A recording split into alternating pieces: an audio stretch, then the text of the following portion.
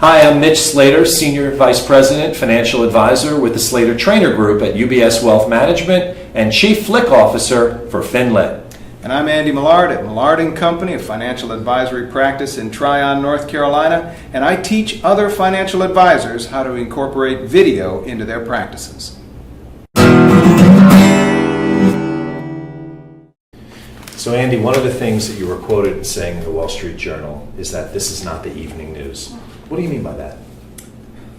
The fact that it's not just being on television. You know, in the TV, you're talking to 1 million people or more if you're on the evening news.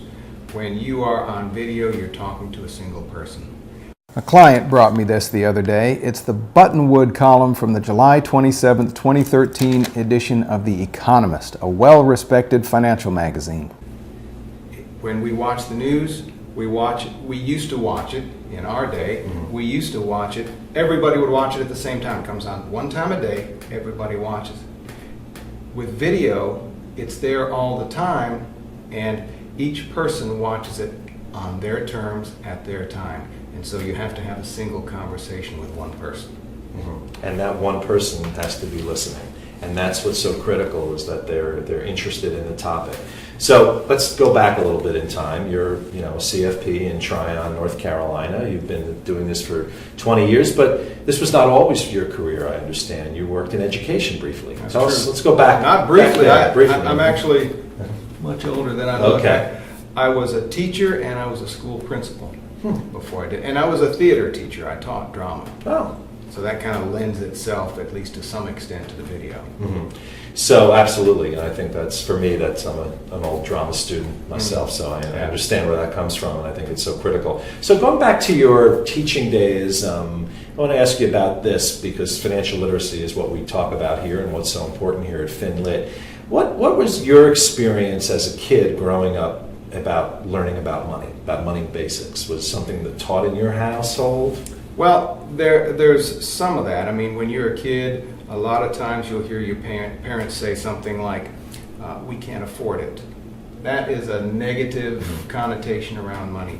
I didn't hear that all that much. My first experience with money was when I was in the first grade. We lived in Michigan in this country area, and we would walk a mile to school. I know it sounds cliche, but we really did walk a mile to school. We'd walk along this highway, and we would pick up soda pop bottles along the road, and we'd take them to the little store across from the country school, and the old man behind the counter would give us 2 cents or maybe 5 cents, it was a really big bottle, deposit back, and we would use that to buy candy. And so that was my first experience with money, and I learned from that it's not that hard, and you can get cool things with money. I don't know psychologically if that has any real bearing anymore, but that was it. Well, it's impact, and obviously you remember it. Now, fast forward, you're teaching, you're actually a principal at one point. One of the things that is kind of a pet peeve for myself is that there's not enough financial literacy taught at all in our school system. Yeah. Was anything being taught in where you were when you were a principal? No. And I've thought about this, and I've gone in, probably, as I'm sure you have, to classrooms and talked about financial literacy. Right. But it seems like it has no meaning for kids. There's no reality. You think in terms of dollars, and that becomes just numbers to them. And it's tough to make it really meaningful for a young person until they have to make use of money on their own. And then all of a sudden, they're interested. Well, absolutely, and if they're fortunate, very few parents handle this way, but if they're fortunate and their parents, maybe more and more in today's generation, are open about money.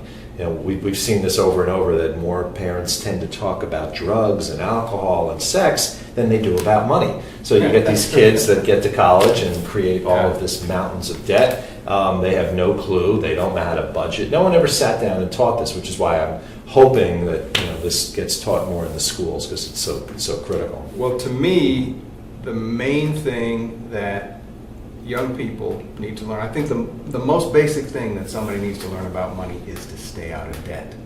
And if you're in debt, to get out of debt, because debt is a killer. It kills dreams, it kills your goals, it can kill your life to a large extent, and you're working for the man, so to speak. You're working for that debt collector until it gets paid off. And people don't understand. They don't realize that money is like taking money out of one pocket. It's like pockets. Right. One pocket is deeper. You got to fill that up before you can build up a pile over here. And so if you're able to avoid that debt or get out of debt, then you can build up your pile a lot better and a lot less stress on your life. Absolutely, absolutely. Now, talk a little bit about the transition. You went from education to the financial planning world, became an advisor, a planner about 20 years ago, is that? Well, let's see, it was 1995 Okay. when I started. All right. So about 18 years ago. Right. Good markets during that period. Yeah. And I didn't know You didn't anything know, right. about this. Sure. My master's degree was in theater and speech. Okay. And I had never taken a financial course. My wife was a CPA. She was the one who balanced the checkbook. I didn't know anything about it. And so I like to say that I went to the Abraham Lincoln School of Financial Planning because I didn't know anything about it and learned as I went. And worked for an independent broker-dealer as a broker for Right. a while. And that didn't work out for me. But once I found out the other model, and your viewers need to recognize the two models, the brokerage model and the advisory model, Correct. the commission model, the salesperson model, and the advice model. And once I discovered that advice model, I realized that that was the way for me, for sure. Okay.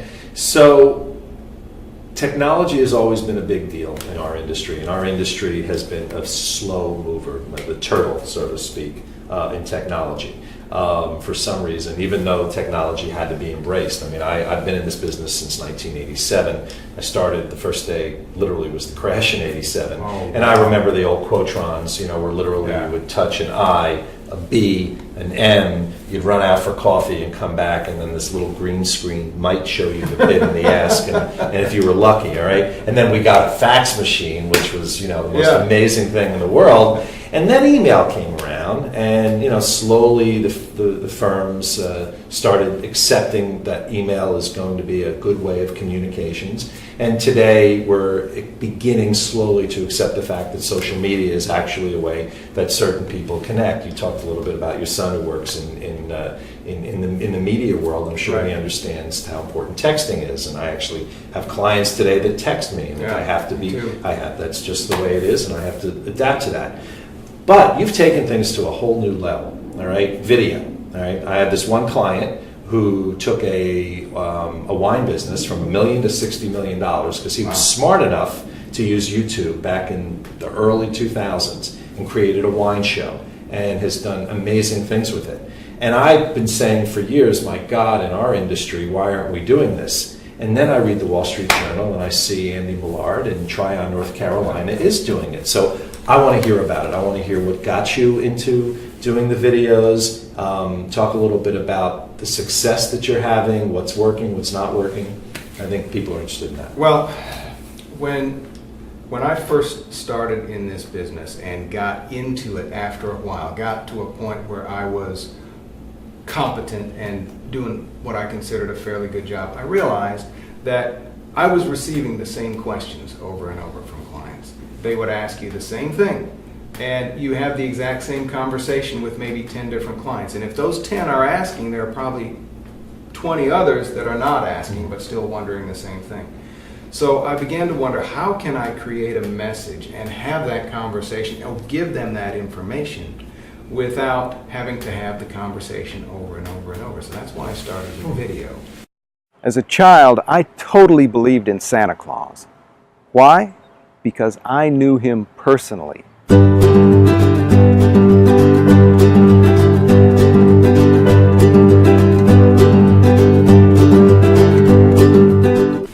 And so that's one of the ways that I use it in answering questions that come up a lot, or things that I think make us at our firm special or unique, or things that I think people need to hear or may not be thinking about, and you don't get the opportunity to talk with folks all the time.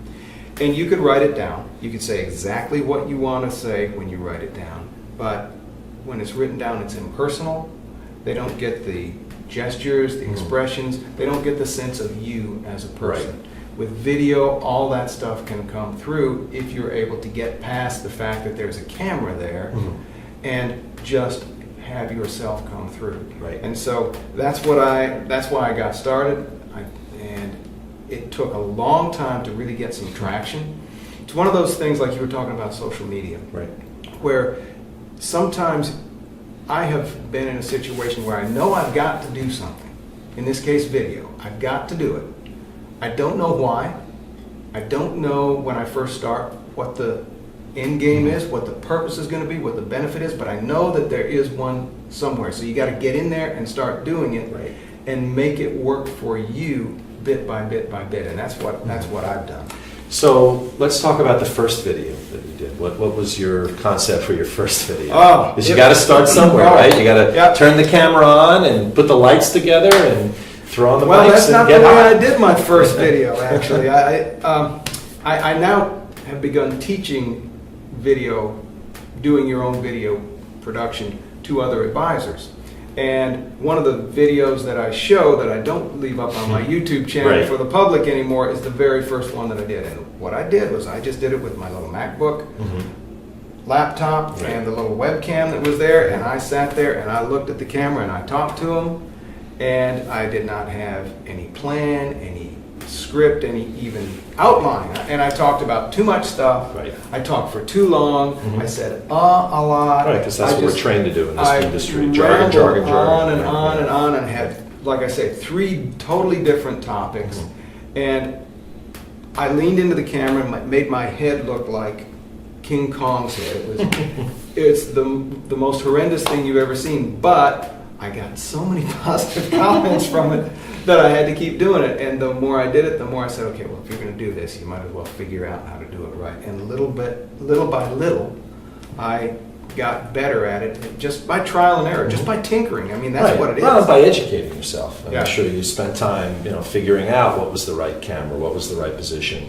Am I using a teleprompter? Am I not using a teleprompter? What hand gestures? I mean, whatever it is, there's the things that connecting. But probably, and I wouldn't be surprised to hear this, your best way of growing your online, maybe your video practice, is asking your clients and asking them what do they want to hear. And did you do any kind of focus groups or anything Not along those really. lines, or Not no? really. I put it out there, and I send it to clients. That's the thing. You can Right. make a video for very Right. inexpensively. You can upload it to YouTube or Vimeo or one of these sites Right. for free. Exactly. But there are millions of videos that get uploaded every single day, and why is anybody going to watch yours? Right. That's one of the things that I think is really important for advisors to recognize that who is their audience. For me, my audience was my clients and the people that I know, and people who might be prospects for me. And so you've got to have a way of distributing that. You can't just put it up online and hope Right, they come. exactly. So what I do is I have a weekly newsletter that I send out by email, and I have the image of the video in the email along with other information. And if they want to click on it, they can click on it. So that goes out to all my clients and another several hundred. So on you the make a mailing list. video every week. I make a video every week, and generally it is a financially focused video, but not always, because and doesn't always have me in it. About half the time or 2/3 of the time it does have me in it, but I don't know about anybody else, but I get sick of looking at myself all the time. And so I interview people, or I'll do fun things. I'll interview some of our local people, and sometimes it doesn't have anything even to do with And those are the best ones ever, right? I think they are. They tend to be. I get lots of great feedback from those videos, but then it also allows people to say, okay, that other one was good. I'll watch this one about financial information and give them something useful as well. So I think for each person, they've got to have the right mix. They've got to be able to come through. And once you do that, I mean, it's taken me a while, but I've got some traction now, and we've got quite a few people. For me, Right. I'm not looking for millions of views on all of my videos. I want my clients who are interested to see it, and once it's out there, it stays out there. Exactly. And it probably becomes a very simple way for that client when they're having a dinner party, or they're out with their friends and their phone, and for some reason they're talking about different things, and say, my planner, Andy, did this great video the other day about XYZ. Here, take a look. And then they pull out their phone and they show you. I mean, That you can't buy that kind of publicity. And they forward it to their right. They forward it to their retired. right. We have retired clients. They will forward it to their kids. They will forward it to their friends in other parts. So of have the country. local networks contacted you yet? When are we going to see the Andy Not Millard really. show? No. no. Not because it's Yeah. a different medium. Yeah. It's a totally different medium. Right. And I don't expect anything like that to Right. happen. But you're out there doing things that are really unique, and I've done my research in seeing who else is doing this around the country, and there's really 2 schools so far, because the wire houses, unfortunately, we're not there yet. We're getting there, but the schools that I'm seeing are the homey, the down home look. Wearing the polo shirt, very comfortable, and then I guess the slick New York guy. But each work in their own marketplace. That's right. And it's very interesting, and you have to know who your audience is, because what's the point of talking if no one's listening? So you have to know who your audience right. is, and you have to know who you are. Right. Because that comes through. It's like Dan Rather used to say, the camera never blinks. Right. That's true. Over the next 30 years, $40 trillion is going to move from our generation to the millennials. Obviously, a lot of money. Right. And the millennials, as we were talking about earlier, are our kids, maybe age 18 to 30 years old, something like that. Right. They communicate very differently than you and I communicated in the past. Now, you and I are ahead of the curve doing lots of different things, but most financial advisors and planners, brokers, or whatever aren't. So let's talk a little bit about that, because I think that's so unique, is that you've realized how important it is through the use of video. But as many statistics will show, most millennials do not want to do business with Andy or Mitch, because that's, you guys are old school, right? So we need to become new school. So we have clients today that I text with. I'm sure you do as well. Sure. Well, yeah, the way that we used to communicate was face-to-face communication, over the telephone, written letters. Right. Maybe television, if you had access to that. But now there are so many other ways. There's email, there's instant messaging, there's Twitter, there's Facebook, there's all these other social media, and there's video. The great thing for advisors about video is that it is old school and it is cutting edge at the same time, the way we do it, because everybody is used to seeing somebody's face talking and people talking on a video, whether it be television, as we grew up with, or online video. And so that's one area where an advisor, I think, can really get into it and make something happen pretty easily and pretty quickly. But they've also got to realize, that we were talking about earlier, the fact that it's not talking on the evening news, it's talking to an individual person. Right. And it's not selling. It can't sell. It Right. can't be selling. Because we can't do that. One of the things I'm always turned off by somebody who overtly sells. Right. And I know that younger generations are turned Really off turned because off. they're not stupid. Right. They know when they're trying to be sold, and they're not going to be suckers. Mm-hmm. So I think what you've got to do is you've got to come through, and you've got to personally have your personality come through. And with Twitter and Facebook and all these other bits of social media, you can do some of that, but in some ways, the medium kind of gets in the way for an older generation type person, because they don't know exactly how to tweet properly or what they think is properly, what the rules are, all that sort of thing. Video is a whole different ball game. You can easily talk and get your message through and get it into somebody's eyes and ears and mind without having to go through all these things that are difficult for them to master. So what you're saying really is that it's all about the content, but the content is the content that you're creating and the content that you're connecting with the people that you want to share this message. So if the message is, let's say, the most important message in America today is probably healthcare, right? It's a message that people are connecting with day and night. They're very concerned, whether it's about Obamacare on the one end, or concerned about long-term care on the other end, or whatever the healthcare issues that any family is going to have to handle. I would imagine that this is probably a good topic to broach in videos.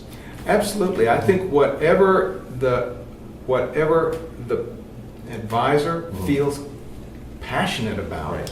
is something that they should talk about it. And if that is Obamacare and education, I mean, there's tons of information. But never get political.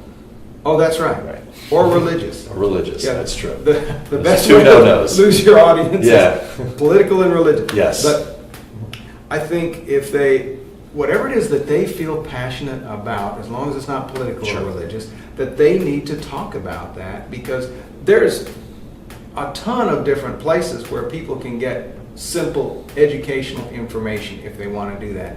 And millennials are masters at being able to look information up quickly. Right. But that's not the same as a message. And the advisor has a message, and if they are able to make that message come through, then that's what makes the difference. Because the human connection, that's the thing about video, that you're able to make a human connection, not necessarily as good a human connection as you can one-on-one in person, but you can make that human connection that you can't necessarily do on certain forms of social media. Well, I mean, if you think about television and you think about what the successful shows on television over the years, it's all about the human connection as well, because you either relate very much to that character. I'm using Breaking Bad as an example. I watched last night's great episode. I'm not saying I think they relate made that to. not far from me. Well, actually, that's in New Mexico. Homeland is Homeland, near you. okay. Another great show. But if you find a character that you really connect with, and you're able to pass that message, you just feel ownership. You know, and in our business, in talking about financial planning and talking about the important things in people's lives, educating their kids, retiring, healthcare, things like that, it's finding that one connection. The trick that I think is really challenging, I want to talk to you a little bit about, is how to do that in, let's say, 3 minutes or 4 minutes, because people's attention spans, especially millennials, all right, I got two at home, not much more than maybe 90 seconds sometimes. You've got to get them in the first 140 characters, there's a reason there. Yeah, so how do you take those messages that you and I know that might be a 20-minute conversation, and a very comfortable conversation, not a salesy conversation, but asking questions back and forth. How do you get that message out in a shorter period of time? I still struggle with that, because my personal rule is 2 minutes of content. 2 minutes of content.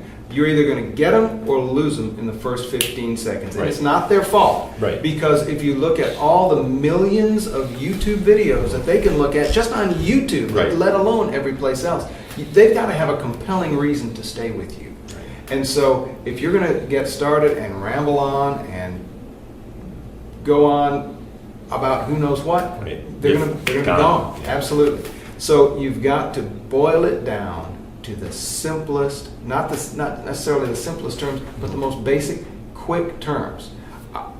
I always want to tell the whole story and get into the details of everything, but you can't do that. And as an advisor, I think you need to write it out. Write out what you're going to say, and then cut it in half. Walk away from it. Then say to yourself, "What exactly was I really saying to myself?" And then you write it down again. And that is the message. By doing that, you boil it down to its most important elements. And if they want to get more information about it, they can talk to you. Do you change the message depending on the audience? Because that's the tricky part. So, I mean, obviously, if you're talking about a certain issue that affects people 60 to 70, then that's your audience. But if it's more of a generic issue that you want someone who's a young entrepreneur at 37, extremely successful, to listen to you, as well as the 70-year-old retiree. How do you tie those two together? I think it depends on what you're talking about here is the topic. Right. The topic can be different because your target is different. But I don't change my message for who I'm talking to, because I've got to say what I have to say. I've got certain things inside me that have to come out. I've got to let those things out. Those are the natural things, and those are the things that I think when somebody looks at it on a video, they get that genuine message from that. And I think that's what people need to do. Now, if what you have to say has to do with young entrepreneurs, then that's what has to come out, and that's what you've got to say. that's where they get the benefit from. I think that there's another area that you can use video in. And it doesn't have to be hard. That people don't realize. They think it's really hard. You can learn it. You can learn it online. You can learn from somebody like me, or you can sit down with your computer and start like I did, just on your laptop with a webcam. But one other thing that you can do, if you do a presentation like, what is the Windows program? PowerPoint. You do a PowerPoint presentation, you can create that as a video right on the program. Just press a couple buttons and you narrate your PowerPoint presentation. They're not going to see your face, but that's okay. There you've got a video just like that. Exactly. And I also use it to enhance my compliance, in that when I had a new client agreement that I was sending out to all clients, I had a private video that I made available just to clients where I went through point by point by point on that new client agreement, so that I didn't have to have that conversation 100 times. Brilliant. Glad you brought up compliance, because I wanted to talk about that next. We're in a highly regulated industry, all right? We both come from different perspectives. I'm more traditional, though I'm more of a fee-based practice. I'm more of a traditional wirehouse practice, and you're more in the RIA space as a planner. But we still answer to a higher God, right? I mean, we answer to the compliance guides out there. How's that gone? Tell me about how you manage some of the compliance hurdles in the RIA world. For me, I am my own firm. Okay. I am my own chief compliance officer. Okay. But I outsource some of my compliance consulting to a compliance consulting firm. This one happens to be located in Florida. When I first started doing the videos, what I did was I sent the first several to them. They have attorneys on staff, and the attorney would look at it and he would let me know, give me feedback as to what he thought the regulators would and would not find acceptable. I also include disclosure language. Here's the key.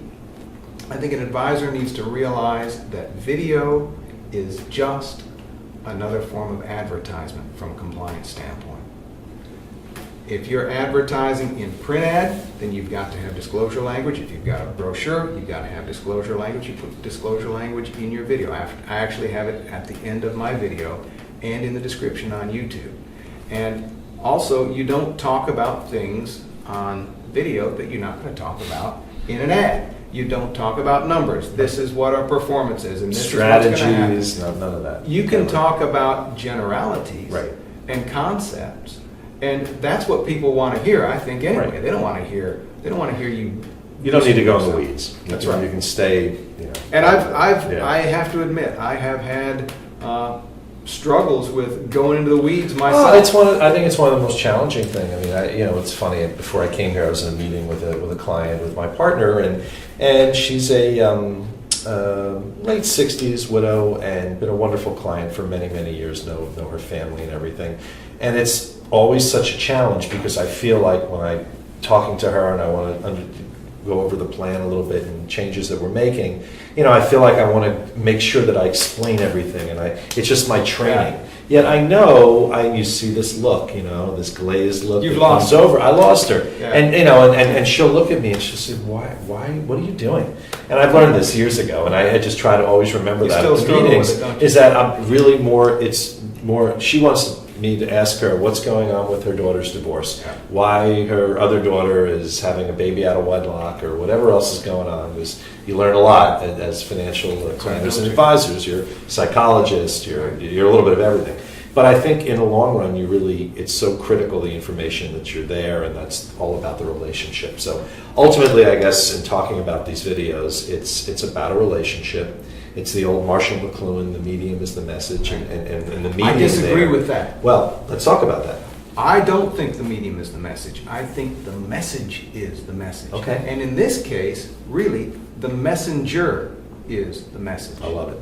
The medium, if you do it right, the medium disappears. That camera disappears, the screen disappears, and all you've got is the messenger and the message. And that is what the message is. Mitch Slater, thanks for watching.